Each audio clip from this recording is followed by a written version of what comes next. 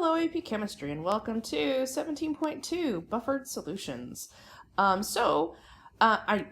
feel like in this unit I have said it a lot, but this is the section where it all comes together. And I do mean all, right, in that everything we talked about in 16, right, the concept of is it a strong acid, weak acid, strong base, weak base, the salts, right? All of that comes together here, right? So if any of those tidbits are fuzzy, right, go back and review that stuff from chapter 16. All right, so for starters, it is so important that the first thing you do every time you approach a problem is you figure out what is in the solution before you do any work, okay? Because that's going to determine how much work you have to do to solve the problem at hand, right?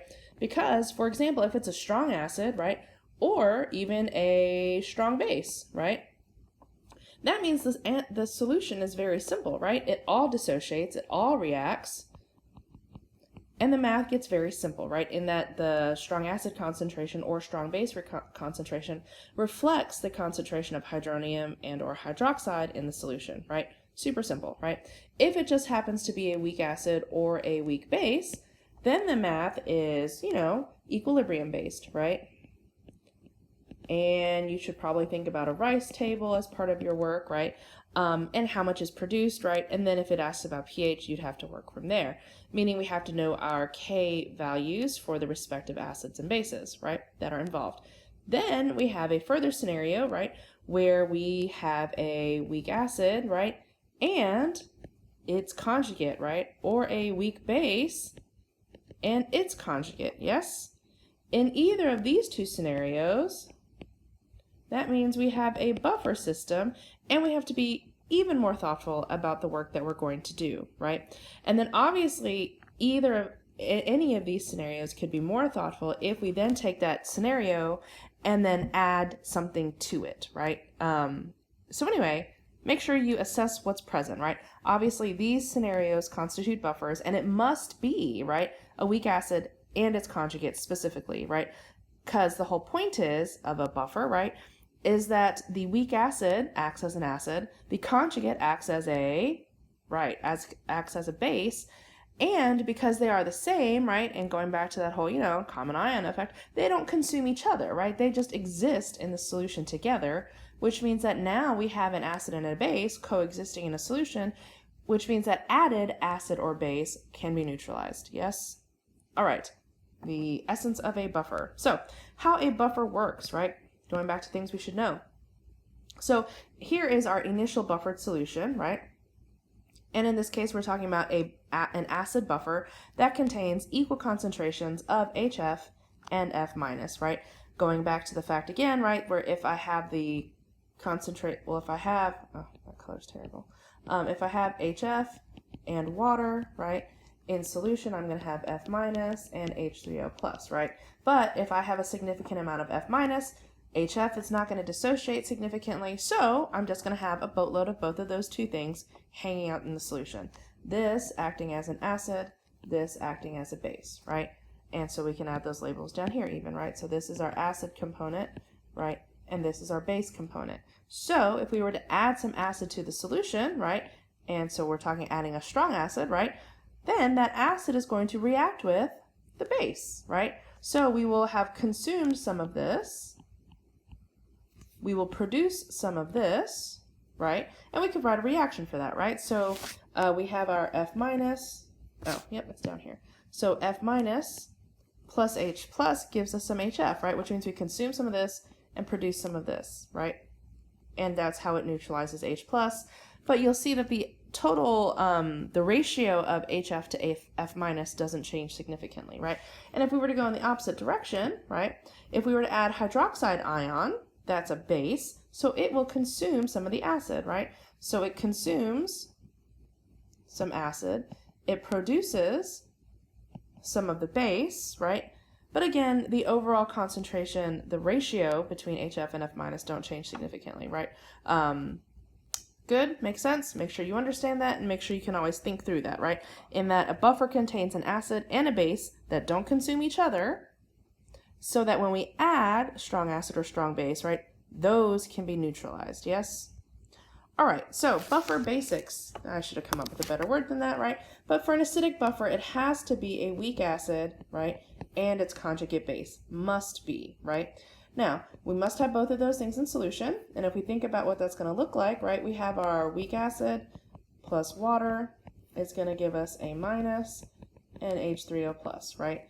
Which then we'd have a Ka expression for that, right? Which means A minus H3O plus over weak acid, right? And then your book goes through this derivation, which is really important, and it can be very useful for buffers, right? So hopefully at this point you just have this expression memorized, right? This is just what a Ka expression looks like, right? So if we were to do a tiny bit of tweaking, we could bring up that weak acid and say Ka times weak acid, right?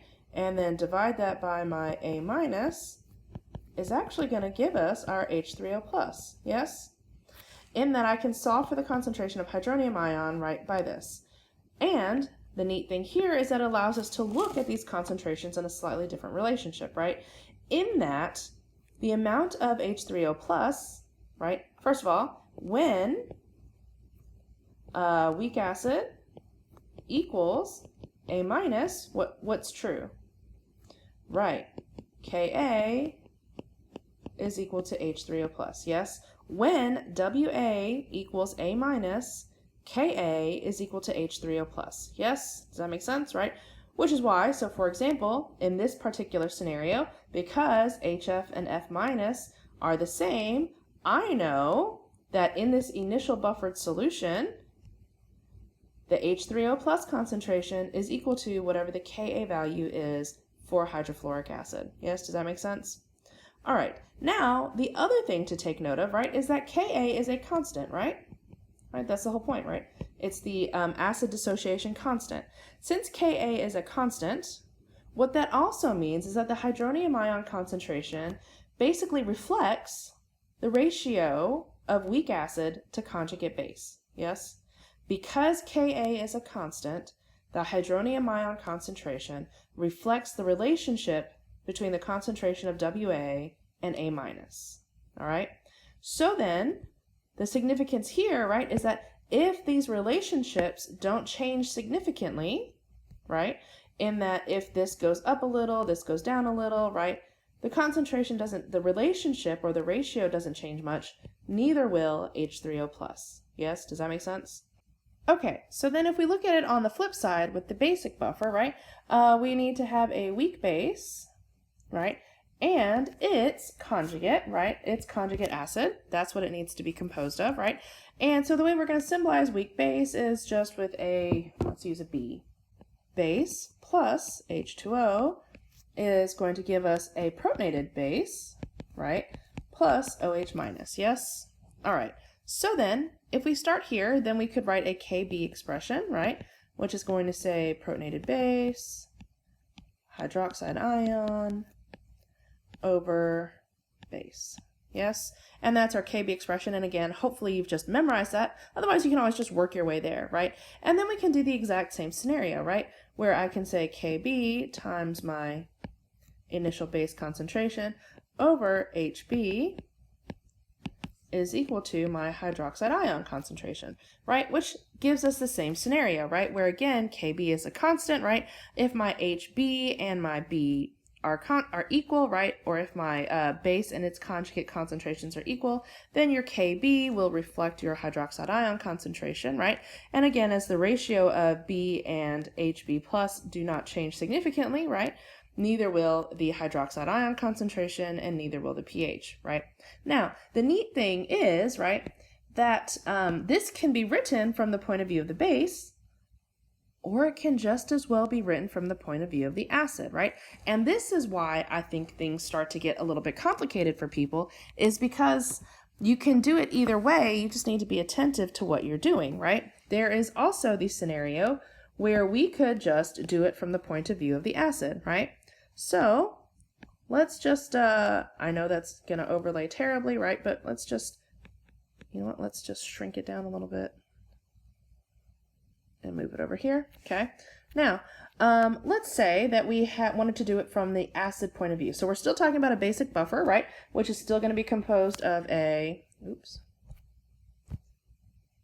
We're still talking about a basic buffer, so it's still going to be composed of a weak base, right, and its conjugate acid.